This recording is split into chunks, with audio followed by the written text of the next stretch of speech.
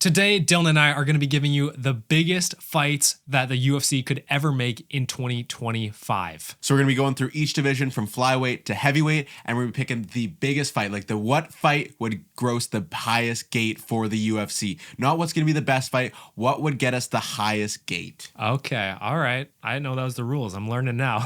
We'll see if my picks hold up. Well, then what did you do yours on? Dude, I'm like, this is I guess it's like the most hype behind the fight. Okay, yeah, that's what I kind of went with, hype, and but typically hype means gross. Yeah. Like I didn't put McGregor on here. No.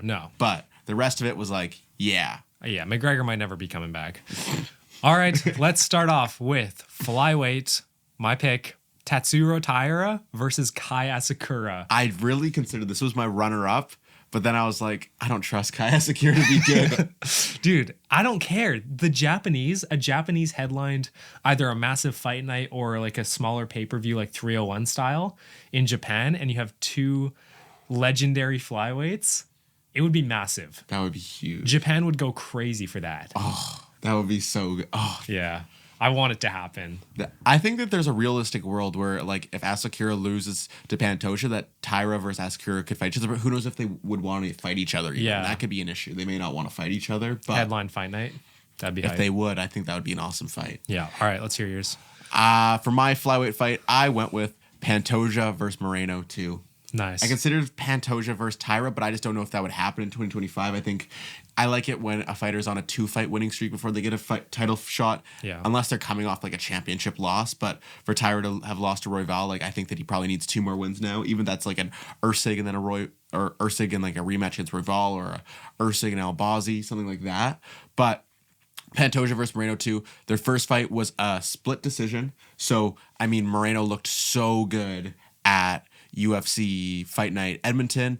Really just went out there in 50-45 to Albazi. So coming in against Pantoja, I think his striking would look good. And I think that there's a realistic chance that Moreno could walk away and come out with the belt again. I did also consider like Moreno, but this would have had to been a bantamweight fight, but like Moreno versus Figgy. And like for a 9th time. Yeah. But the quintilogy. Yeah. All right, that's fair. I like that. I think Moreno could definitely be looking at a title shot in his future. It's just tough. Like you have Royval, you have Moreno. Maybe they fight for a number one contender spot, especially when Pantoja is probably going to be out for another longer period. You'd hope he's 6 months in between his title fights. You're a flyweight. Your body, you're not cutting all this weight. You don't need these long camps. In an ideal world, the flyweight champ could fight 3 times a year. Yeah. That's what, like, that's what they Charles used Johnson to be. As the champion. Facts, dude. 5 title defenses. All right. I'm going to move on to my bantamweight pick. This would be by far the best fight, in my opinion, you could ever make at bantamweight. Sean O'Malley versus Peter Yan 2 5-round rematch. I mentioned it in a previous video, and you might have this one as well, but just the striking that Peter Yan showed, he is so back against Figgy. He's so back. His striking's so crisp. He has the trips are so nice. It was back and forth. They lived up to the hype. You know, Figgy dropped him. Yan dropped Figgy.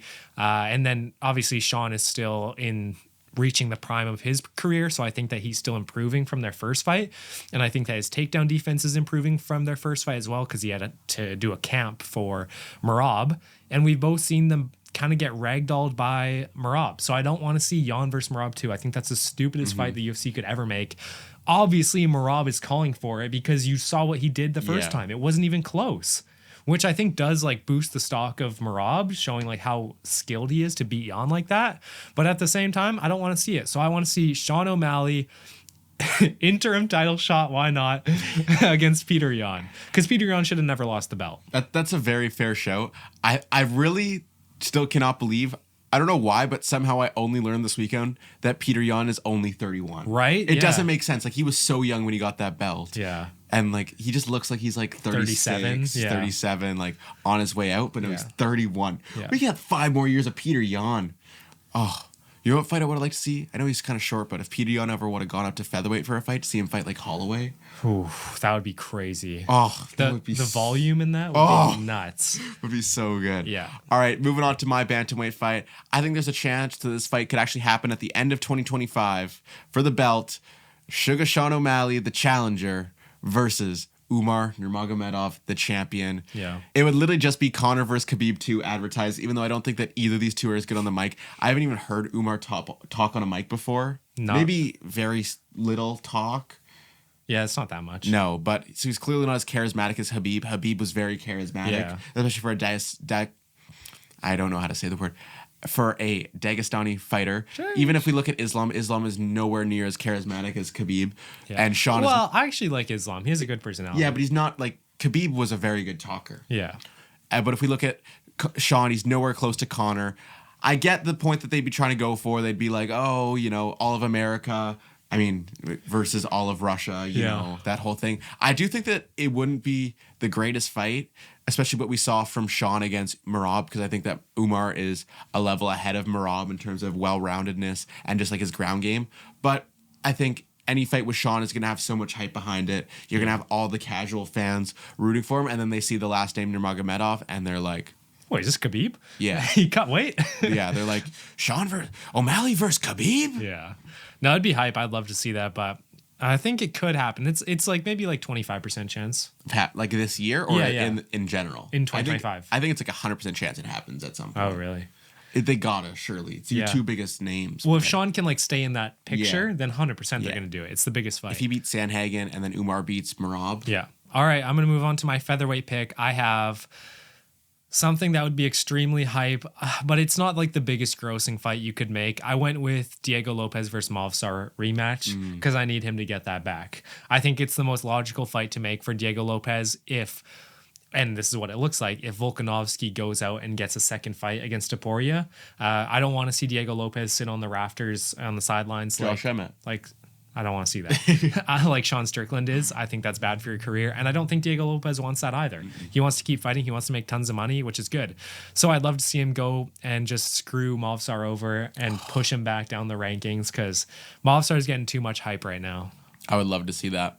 I went a different route with my featherweight fight. It's a fight you mentioned, Topuria versus Volk 2. Although I probably have zero desire to actually see this fight. I don't know why the casual fans are calling for this so much, why the UFC is calling for this fight so much. Obviously, I know why Topuria is calling for this fight.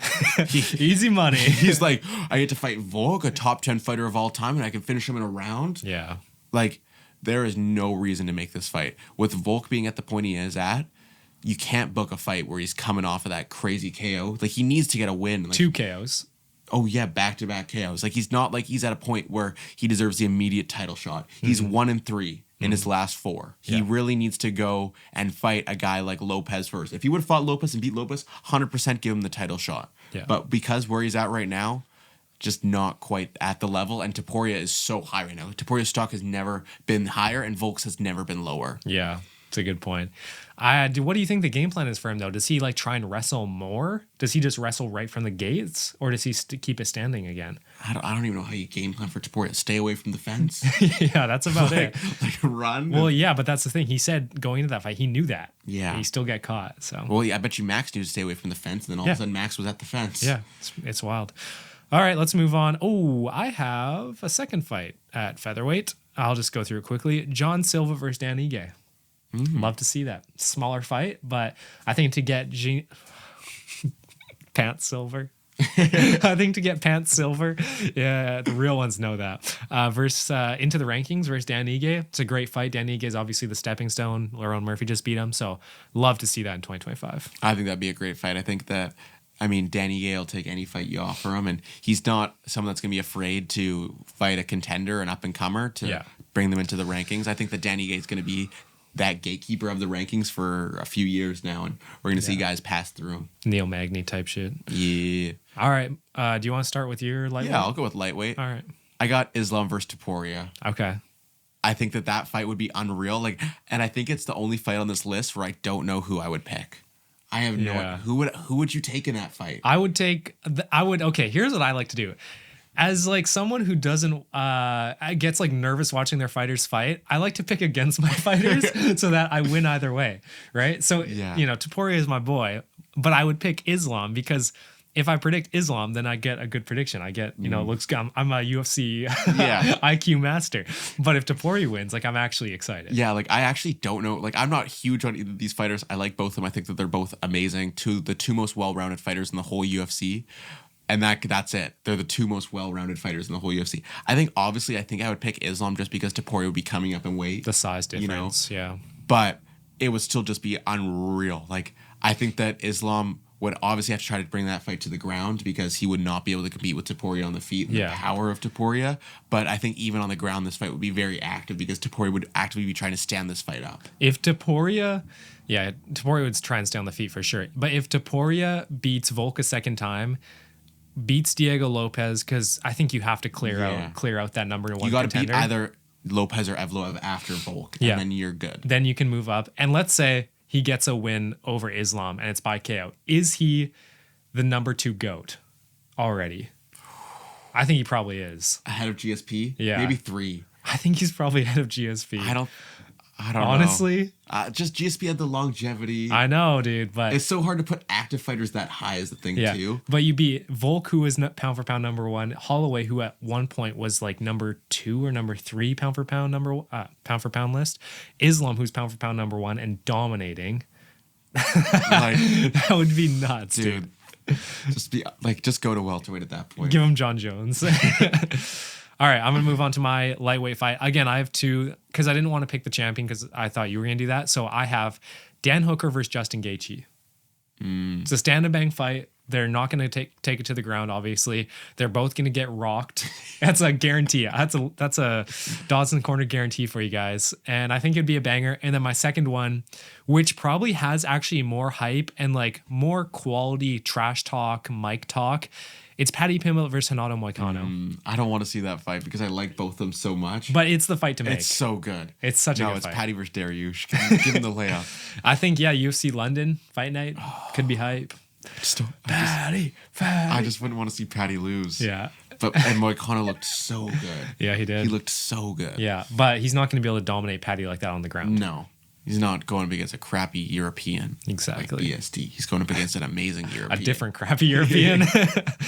Okay. All right, moving on. My welterweight pick. Do you have a guess at who I picked for welterweight? Oh, I don't know. Maybe it's the same thing that I have. Shavkat versus JDM? No. Oh. I went... try to make up a new fight on the spot. MVP versus Gary too. Oh. No, I obviously went with Shavkat versus JDM. Nice. It's how do you not make this fight eventually? You have to. After the thing is that it might not happen in 2025 anymore. It's probably 2027 with Shavkat fighting once a year. Oh yeah, it's annoying. Why couldn't this just been an interim shot? It's whatever. Shavkat will get it done against Gary, and then he'll beat Bilal, and then his first title defense in 2026 can be JDM. Yeah. I think JDM's going to fight probably at the Sydney card. That's going to be hype 312. Hopefully against Usman. I think that would be an awesome fight. Yeah, Usman's been in the rafters for a while, so he needs to come back and get a big win. All right. There's nothing more to say. Shavkat JDM. It's a trilogy. Good. It would be so good. It's a trilogy to make. It's going to be Figgy versus Moreno too. All right. Move on to... I'll do a bonus pick for... I came up with a lot of fights. I just want to share them. Protez versus Wonderboy. Ooh, I have a different Protez fight. Protez versus Morales. That's good. But are they going to kill a contender? No, they wouldn't. But this is a big True. fight. Like this is who's the guy. True. Because there's actually people who are higher on Morales than Protez. People really like Morales. I don't like him as much as Protez. Yeah. But I still think that they've both done great things. Yeah. No, I haven't seen as much hype for Morales though. No, not as general. much. But I have seen people who are higher on Morales. He actually doesn't really get that much talk at all. No, I think Twitter. he's not very charismatic, very out there. Yeah. Not trying to brand himself as a guy. He's just trying to let his fighting do the work. Yeah, for sure. All right, let's move on to middleweight. I'll start off with a bonus. Shara Magomedov versus Paulo Costa. Ginger tip versus pink tip. I would actually probably kill myself. I would Why? not watch It's a good fight. I hate both of them. It's a good fight. I don't like bro. either of those fighters. Imagine Paulo Costa gets pushed down to like 13 in the rankings. That'd be peak. Just gross. No, dude. Double bullet. Why are you looking at me like that? All right, back to your new fight. You have Shara Bullet versus Adesanya. Is that the fight you Shara versus Bo Nickel. Biggest middleweight fight you can make. Yeah, my second one was obviously Hamza versus Strickus. I need to see it. I have to see it. I went with a different Hamzat fight. Hamzat Strickland. I think that just like the lead up, the presser of that would be so good. Like the things that Sean Strickland would say on the mic to Hamzat Chimaev, about Hamzat Chimaev, even about Habib, about that whole gym. Yeah. He would just be a man unhinged. And I do think that the fight wouldn't be the greatest, but just the build up to that fight would be unreal. But think about the Drickus press conference. That would also be unreal. That is true, but Sean is just like, it would be different. You know, like that would be trash talk. Like Sean, it would be real. It would be real hate crimes. Real, yeah. That's my kind of thing. Just kidding, guys. We ain't trying to get canceled. Just kidding, I'm an activist. Yes, ally. We're an ally. Let's move on to light heavyweight, the penultimate division. I have Roundtree Jr. versus Carlos Ulberg. Ooh, so hyped. That would be such a good fight. They're right next to each other in the rankings, probably. I haven't looked at them. I haven't looked at them today. We're going to take a break and look at the rankings. Live update. Coming to you live from Dodson's Corner. Rankings update. After further research, we have concluded that Carlos Ulberg is 7. 7 now, right beside Khalil Roundtree. It is the only fight you can make next. Yeah. Those two fight each other. I mean, I think you would hope Ulberg wins to project himself to a title shot because even though Hill and Yuri are fighting, like neither of them deserve a title shot after they win there. Yeah.